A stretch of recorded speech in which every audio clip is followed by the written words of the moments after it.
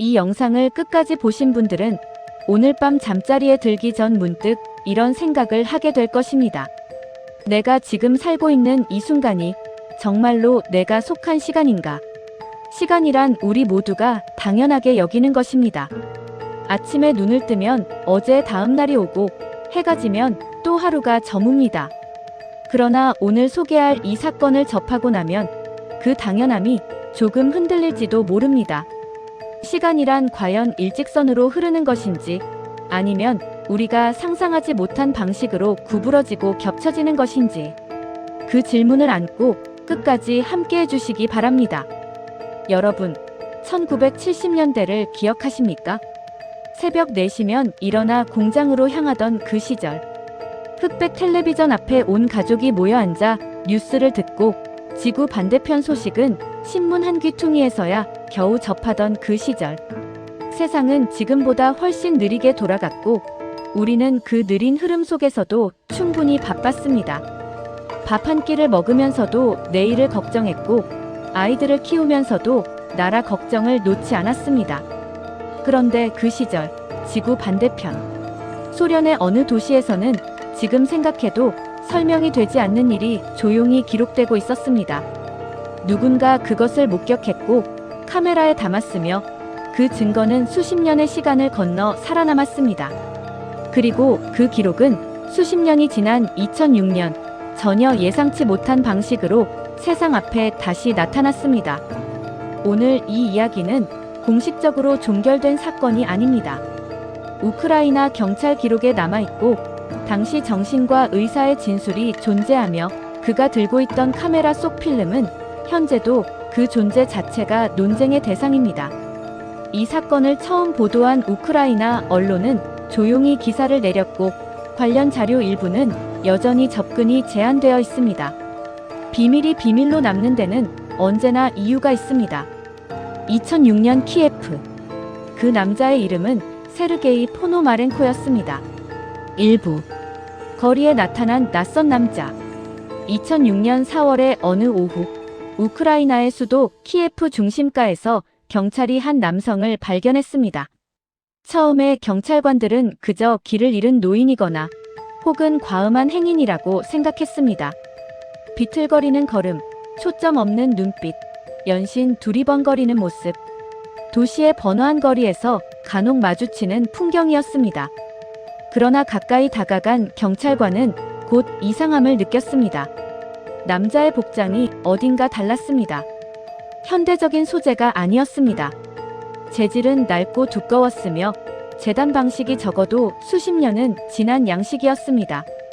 코트의 단추 위치, 옷깃의 형태, 바지의 통 너비까지 마치 영화 소품처럼 그는 1950년대에서 막 걸어 나온 듯한 차림이었습니다. 남자는 극도로 혼란스러운 상태였습니다. 주변을 두리번거리며 알아듣기 힘든 말을 중얼거렸고 눈빛에는 공포와 당혹감이 뒤섞여 있었습니다. 현대식 건물들을 올려다보는 그의 표정은 그것들이 도저히 이해가 되지 않는다는 듯한 얼굴이었습니다. 지나가는 자동차들을 볼 때도 마찬가지였습니다. 그 눈빛은 낯선 도시에서 길을 잃은 사람의 것이 아니라 낯선 세계에서 시간을 잃은 사람의 것이었습니다. 경찰은 그를 경찰서로 데려가 신원을 확인하려 했습니다. 그리고 그가 제시한 신분증을 본 순간 경찰관들은 일순 말을 잃었습니다. 신분증은 소련 정부가 발행한 공식 문서였습니다. 발행 연도는 1958년. 종이의 재질, 잉크의 색, 공식 도장의 형태, 철자법과 행정 양식까지 감식 결과 당시 소련에서 실제로 사용하던 신분증과 완벽하게 일치했습니다. 위조의 흔적은 없었습니다. 오히려 반대였습니다. 그것은 지나치게 진짜였습니다. 이름은 세르게이 포노마렌코. 생년월일은 1932년생. 주소는 1950년대 키예프의 한 주거 지역으로 기재되어 있었습니다. 그 주소는 2006년 현재 이미 오래전에 재개발되어 흔적도 남아있지 않은 곳이었습니다. 2부. 필름 속의 1958년.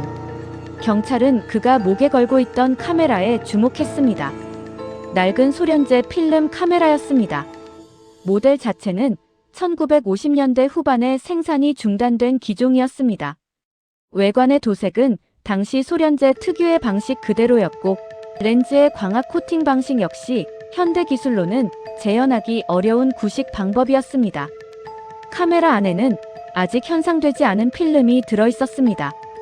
문제는 그 필름이었습니다. 필름의 제조사와 규격을 확인한 결과 해당 필름은 생산 자체가 1970년대에 완전히 종료된 제품이었습니다. 유통기한은 수십 년 전에 이미 만료된 상태였습니다. 그러나 필름의 물리적 상태는 놀랍도록 양호했습니다. 습기에 의한 변질도, 빛에 의한 손상도, 시간에 의한 열화도 없었습니다. 마치 방금 공장에서 출고된 것처럼 보존 상태가 완벽했습니다. 이것은 단순히 오래된 물건을 잘 보관한 것과는 다른 이야기입니다. 그 연식의 필름은 아무리 서늘하고 건조한 환경에 보관해도 일정 수준 이상의 열화를 피할 수 없습니다. 전문가들은 이 필름이 보여주는 상태는 물리적으로 설명하기 어렵다고 입을 모았습니다. 당국은 필름을 현상하기로 결정했습니다. 인화된 사진들을 본 감식 전문가들은 즉시 두 가지 사실을 확인했습니다.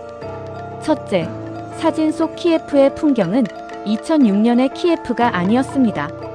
건물의 형태, 거리의 전차 노선, 행인들의 복장과 자동차 모델, 도로변의 간판 문구, 그 모든 것이 1950년대 후반 키예프와 일치했습니다. 도시 연구자들과 사학자들이 당시 기록 사진과 상세히 대조한 결과 사진 속 장면은 1958년 전후의 키예프로 특정되었습니다. 단순히 분위기가 비슷한 정도가 아니었습니다. 사진 속 특정 건물의 위치와 당시 지도의 배치가 정확하게 맞아떨어졌습니다. 둘째, 사진들 중 여러 장에 정체불명의 비행 물체가 찍혀 있었습니다.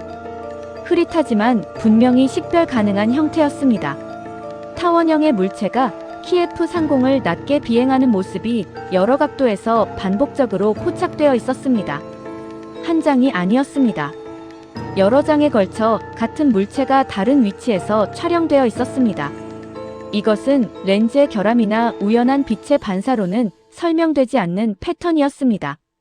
세르게이 포노마렌코는 1958년의 어느 날 당시로서는 전혀 설명할 수 없는 비행 물체를 목격하고 의도적으로 그것을 카메라에 담았던 것입니다. 그리고 그 카메라는 어떤 이유에서인지 그와 함께 2006년에 도착해 있었습니다. 1958년 소련 냉전의 한복판. 그 시절 소련 상공에서 정체불명의 비행 물체를 목격하고 사진을 찍는다는 것은 결코 가볍게 할 수 있는 행동이 아니었습니다. 그럼에도 그는 카메라를 들었습니다. 그가 본 것이 그만큼 압도적이었기 때문이었을까요? 3부. 사라진 남자. 당국은 그를 정신과 병원으로 이송했습니다. 담당 의사는 처음에 해리성 정체감 장애 혹은 극심한 심리적 충격에 의한 현실 인식 장애를 의심했습니다. 그러나 면담이 이어질수록 의사는 점점 더 이 환자를 단순한 틀에 끼워 맞추기 어렵다는 사실을 느꼈습니다. 그가 기록한 메모는 훗날 이 사건의 핵심 자료 중 하나가 되었습니다. 면담 과정에서 세르게이는 일관된 진술을 이어갔습니다. 자신은 1958년 키예프에 살고 있었고 그날 평소와 다름없이 거리를 걷다가 잠시 정신을 잃었다고 했습니다.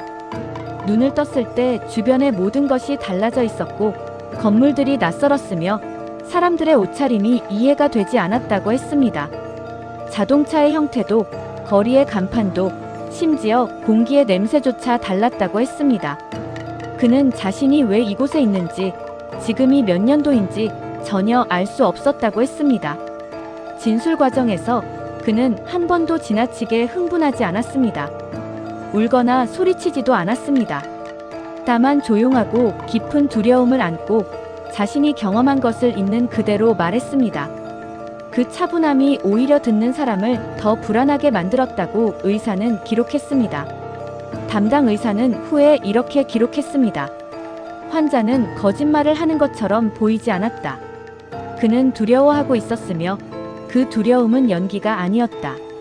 나는 수십 년간 정신과 의사로 일했지만 이 환자 앞에서 나는 내가 배운 어떤 진단명도 자신 있게 쓸 수 없었다.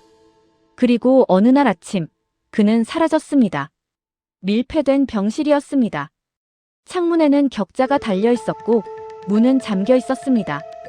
야간 당직 간호사는 정기 순찰에서 그를 확인한 지 2시간도 되지 않아 방이 비어 있음을 발견했습니다. 탈출의 흔적이 없었습니다.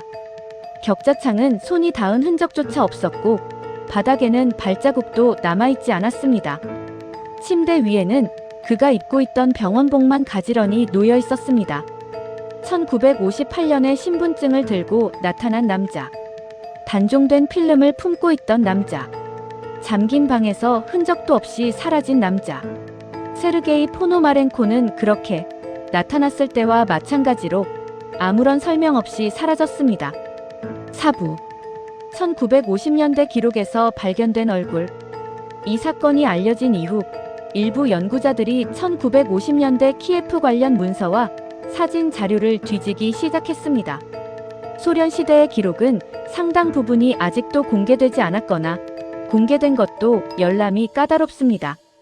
그럼에도 불구하고 민간 연구자들과 역사 기록가들이 수년에 걸쳐 접근 가능한 자료들을 모았고 그중 한 연구자가 놀라운 자료를 발견했다고 주장했습니다. 1958년경 촬영된 것으로 추정되는 한 사진 속에 당시 병원에서 촬영된 세르게이 포노마렌코의 얼굴과 매우 유사한 남성이 찍혀 있었습니다. 사진 속 그는 한 젊은 여성과 함께 서 있었으며 두 사람의 표정과 자세로 미루어 약혼이나 정혼 무렵에 찍은 기념사진으로 추정되었습니다. 남자의 복장은 2006년에 나타났을 때 그가 입고 있던 코트와 매우 흡사했습니다. 사진 속 여성의 신원을 추적한 결과 그녀는 1958년 키예프에 실제로 거주했던 인물로 확인되었습니다. 생존 여부는 확인되지 않았습니다. 그러나 그녀와 관련된 기록 어디에도 세르게이라는 이름의 약혼자에 대한 언급은 남아있지 않았습니다. 기록에는 공백만이 있었습니다. 마치 처음부터 그 자리에 누군가가 있었지만 공식적으로는 존재하지 않았던 것처럼. 그 여성의 이후 삶은 어땠을까요? 그녀는 자신의 곁에 있던 남자가 어느 날 갑자기 아무런 이유 없이 사라졌다는 것을 알고 있었을까요? 그리고 그 사라짐의 이유를 그녀는 평생 이해하지 못한 채 살아갔을까요? 그 빈자리가 가장 오래, 가장 깊이 남아있는 곳은 어쩌면 공식 기록이 아니라 그 여성의 기억 속이었을지도 모릅니다. 5부. 지구촌 미스터리의 시선 차원의 문. 이 사건을 단순한 사기극이나 정신질환자의 해프닝으로 보기엔 설명되지 않는 부분이 너무 많습니다. 전문가들이 위조 불가로 판정한 1958년 소련 신분증. 수십 년 전에 단종된 필름이 완벽한 상태로 보존되어 있던 사실. 필름에 담긴 1950년대 키예프의 풍경과 정체불명의 비행물체. 그리고 밀폐된 공간에서 흔적도 없이 사라진 실종. 이 모든 것이 하나의 사건 안에 담겨 있습니다. 역사를 돌이켜보면 시대를 초월한 출현에 관한 기록은 이것만이 아닙니다. 고대 이집트의 벽화에는 오늘날의 헬리콥터나 잠수함과 흡사한 형태의 물체가 새겨져 있으며 중세 유럽의 일부 문서에는 당시의 언어로 설명할 수 없는 기계 장치에 대한 묘사가 남아 있습니다. 물론 이 모든 것이 실제 증거라고 단언할 수는 없습니다. 그러나 그 기록들이 존재한다는 사실 자체는 부정할 수 없습니다. 현대 물리학의 일부 이론은 시간을 고정된 일직선이 아닌 구부러지고 접힐 수 있는 구조로 설명합니다. 아인슈타인의 일반 상대성 이론은 강한 중력장 근처에서 시간이 다른 속도로 흐를 수 있음을 수학적으로 입증했습니다. 빛의 속도에 가까운 속도로 이동하는 물체는 시간이 느리게 흐르며 블랙홀의 사건 지평선 근처에서는 외부 세계의 수천 년이 한순간처럼 흘러갈 수도 있습니다. 웜홀. 두 개의 시공간 지점을 연결하는 이론상의 통로. 아인슈타인과 로젠이 1935년에 수학적으로 제안한 이 개념은 이론. 물리학에서 여전히 활발하게 연구되는 분야입니다. 이것이 실제로 존재한다면, 그리고 인간이 그것을 통과할 수 있다면 세르게이 포노마렌코의 이야기는 이론의 영역이 아니라 실제 목격의 영역에 속하게 됩니다. 1958년에 키예프 상공을 날던 정체불명의 비행물체. 그것이 웜홀의 발생과 관련이 있었던 것은 아닐까요? 그 물체가 만들어낸 어떤 에너지 교란이 시공간의 틈을 열었고 그 틈에 세르게이가 휘말린 것은 아닐까요? 그리고 2006년 그 틈이 다시 열렸을 때 그는 자신이 속한 시간으로 돌아간 것은 아닐까요? 증명할 수 없습니다. 그러나 부정할 수도 없습니다. 우리가 발을 딛고 있는 이 순간은 과연 어디서 시작되어 어디로 향하는 것일까요? 1958년 키예프의 어느 거리를 걷다가 눈을 떴더니 2006년이었다는 남자. 그의 이야기가 진실인지 허구인지 저는 단언하지 않겠습니다. 그것은 여러분 각자가 판단하실 몫입니다. 다만 이것만은 말씀드릴 수 있습니다. 인류의 역사에서 오늘의 상식은 내일의 미신이 되기도 하고 어제의 미신이 오늘의 과학이 되기도 했습니다. 지구가 둥글다고 말한 사람은 한때 조롱을 받았고 세균이 병을 옮긴다고 주장한 의사는 동료들에게 외면당했습니다. 우리가 모른다는 것이 그것이 없다는 뜻은 아닙니다. 이 세상에는 우리가 아직 이해하지 못하는 일들이 있습니다. 그리고 그 이해하지 못함 앞에서 두려움 대신 경이로움을 느낄 수 있다면 우리는 아직 살아있는 것입니다. 여러분께 여쭤보고 싶습니다. 만약 당신이 잠에서 깨어났는데 지금이 몇 년도인지 알 수 없는 세상에 서 있다면 당신은 가장 먼저 무엇을 하시겠습니까? 사랑하는 사람을 찾아가겠습니까? 아니면 지금 이 시간이 어디인지를 먼저 확인하겠습니까? 댓글로 여러분의 생각을 남겨주십시오. 그 한 줄이 이 채널이 계속되는 이유입니다. 다음 시간에도 지구촌 미스터리는 여러분 곁에 있겠습니다.